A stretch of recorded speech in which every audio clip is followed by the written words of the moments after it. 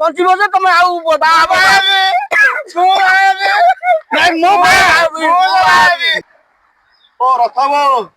ଇଏ କଣ ତେବେ କୁଆଡେ ପଳେଇ ଆଛ ଇଏ ବାପ ପୁଅ କଣ ବଇଛନ୍ତି ତେବେ କୁଆଡେ ଆଇଛ ଆଙ୍କ ପାଖକୁ ବା ଏ ଭାଇ ମୁଁ ରିଟାୟାର୍ଡ ହେଇଗଲି ବୁଝିପାରିଲ ନା ଆଉ ତାପରେ ଯାତ୍ରା ଫାତ୍ରା ଧନ୍ଦା ରାତି ଅନିଦ୍ରା ହବାକୁ ବହୁତ କଷ୍ଟ अरे कहना क्या चाहते हो ମିଡିଏଟର ଧନ୍ଦା କରୁଛି ଆଙ୍କ ପାଇଁ ବାହାଘର ଗୋଟେ ଠିକ କରି ଖୋଜିକି ପୁରା ପକ୍କା କରିକି ଆଇଛି। ତମେ ଆଙ୍କ ଘରକୁ ଆଇଛ ବାହାଘର ପ୍ରସ୍ତାବ ନେଇକିରି ହଁ ତମ ମୁଣ୍ଡ କାମ କରୁନି ଆରେ ମୋ ମୁଣ୍ଡ କାମ କରୁନି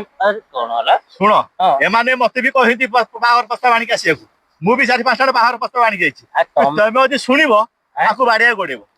ପ୍ରଥମେ ଆଙ୍କୁ ପଚାର ଆଙ୍କୁ ତ ବାହା କିଏ ହବ ମୁଁ ଭାବି ଆଙ୍କ ଭିତରେ ମୁଁ ଭାବି